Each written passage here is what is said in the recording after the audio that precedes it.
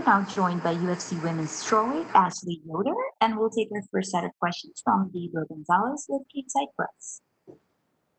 Hello, Ashley. How are you? I'm great. How are you? I'm doing good. Thank you for asking. So one of the things that has obviously come out is that you and Angela were supposed to do some training together before this. She did give you the props about the underwater training. I wanted to ask you, is that the same one that Alima McFarland is doing down there in the San Diego area, that deep end fitness work? Yeah, absolutely. So they did a whole story on it when I fought in South Carolina through ESPN. Came and did some shots, really cool shots with us. But Lima and Liz got me started into it. And yeah, I was really consistent through one of my camps, with coronavirus and the pools being shut down and things changing. It's been harder to be more consistent, but I try to get down there. Even when Alima was fighting her last fight, it's like a send off. We go down and we do some training just to like get good vibes when you leave. So yeah, it's definitely always fam. I just wish I could get out down there a little bit more often. I've seen the photos. It looks both epic and scary at the same time. Can you just talk about, as a fighter, what kind of benefit does doing that kind of training bring in terms of your performance? Yeah, for sure. It's definitely more mental for me. We definitely have those burner rounds, and the burner rounds, they try to push you to the limits. You're doing 50 dumbbell crawls with a partner on your back. You're doing bobs with someone trying to grapple you underwater. You're trying to do escapes from people trying to grapple you underwater after you just did sprints. So it's definitely a challenge on the cardio side. But for me, it was always been a mental thing, staying calm in crazy situations. The first thing anyone wants to do when things get hectic is like freak out, and it's the biggest and best way to keep yourself calm. Talking about it because of the timing of when this fight got booked, just for the record, you guys seem cool. Do you believe that you guys will finally book that training session and work together after this fight?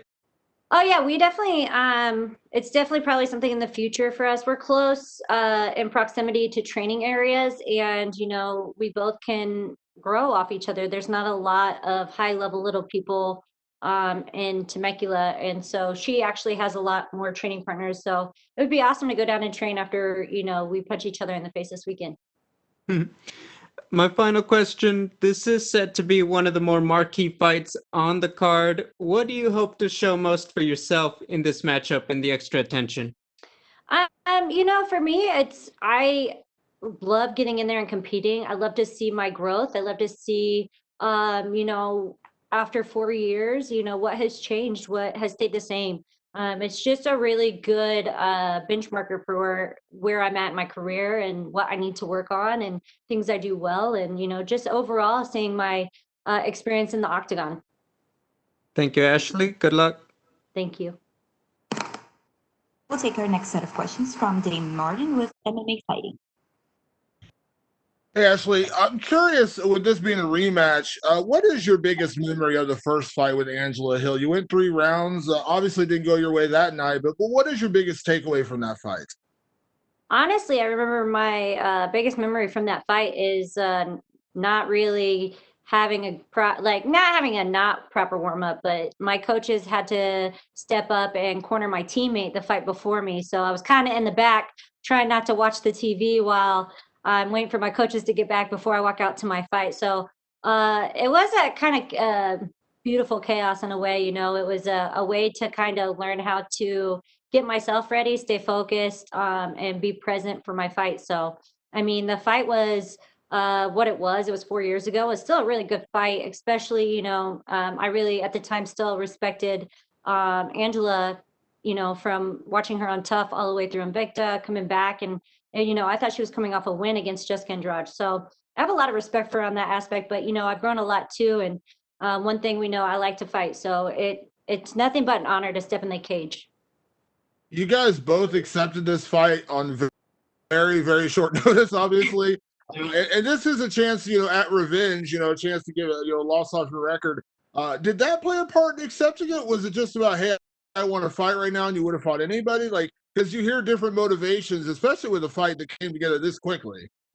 Yeah, no one, I don't think anybody wants a rematch on a week's notice with like, like revenge purposes. I think for both of us, we like to compete and we just want to stay active. So if that means stepping up on a week notice against a competitor that, I feel like we've both grown, and I think it's a good matchup. I don't think it's a dumb decision on my part. So I feel like I'm ready for this fight, and I'm excited to see what kind of fireworks it's going to bring. If there's one thing you and Angela both have in common in your recent history, you've both been on the wrong end of a couple of split decisions. And you can argue all day about who won, who lost, but obviously we do have a lot of issues with judging in this sport, and we've seen it time and time again. I'm not looking at you to necessarily point fingers here, Ashley, but when you have this kind of split decisions, does it change your approach to fighting at all, or do you just wish maybe the judges were a little bit better in this sport? Of course, everybody's there's more people that rally for me in losses than I think I've had, so the thing with me is, I never really was a competitor, in fighting prior to MMA. I wasn't, so understanding how judging works, understanding, point fighting is such a huge thing that I've really had to come to terms with. And, just talking with my coaches, it's really important that we understand like what things look good in the judge's eyes, what doesn't look good in the judge's eyes. And I'm still learning. So you can't always, everybody has a view, but I definitely do believe that there needs to be work done with the judging. And that's across the board through every state, the commission, with the rules and everything changing each state. There's so much work that could be done to help the fighters, have more of a fair fight. There's so much going on in a fight. Obviously, at the end of the day, you're looking, making sure that Angela Hill doesn't punch you in the face. But when you have the judges out there who do play such a crucial role, they're deciding if you get half your paycheck at the end of the day. Like, can you even think about that kind of stuff during a fight, or do you have to kind of put it out of your mind? Because unfortunately, we do have this weird thing where you hear all the time, well, a takedown steals around, which is kind of ridiculous, but you hear that all the time.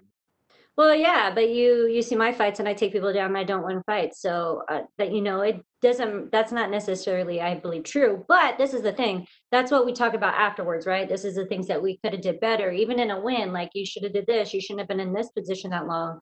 There's a lot of things you don't think about it during the fight. Of course, you want to be present for yourself and for the person that you're fighting, but all the judging and things like that comes into play, in between rounds, what what your coaches are telling you in the corner, what they believe you need to do to win the round, or did you win the round, what you got to do in the next round, so there's a lot of things that get addressed maybe in between rounds, but not during the rounds. I'm more present on what I need to be doing. After the fight, we talk about that as well. Last one for me, without giving away any kind of game plan secrets or anything. When you look at yourself from 4 years ago when you fought Angela to now, what do you feel like is the biggest difference in your game and your approach to this fight? Yeah, no, I just feel like I've grown a lot. I was 4 years ago, as I like to say, fighters age in dog years. So we've had a lot of time under our belts. I've had a lot of time to get better in jiu-jitsu. I've had a lot of time to get better, even striking and kicking and understanding where to throw kicks and how to block and how to feint and these kind of things that I didn't, I'm still learning on the job. So yeah, I think that, without giving any, I mean, we all know it's going to get real, a lot of movement. There's going to be blood. It's going to be definitely a lot of kicking, a lot of takedowns. We're going to be trying everything in the cage, and it's definitely going to be a fight for the fans. So I'm really pumped about it. Thank you, Ashley. Thanks. We'll take our next set of questions from Ryan McCarthy with Local MMA. Hey, Ashley, how's it going? Hi.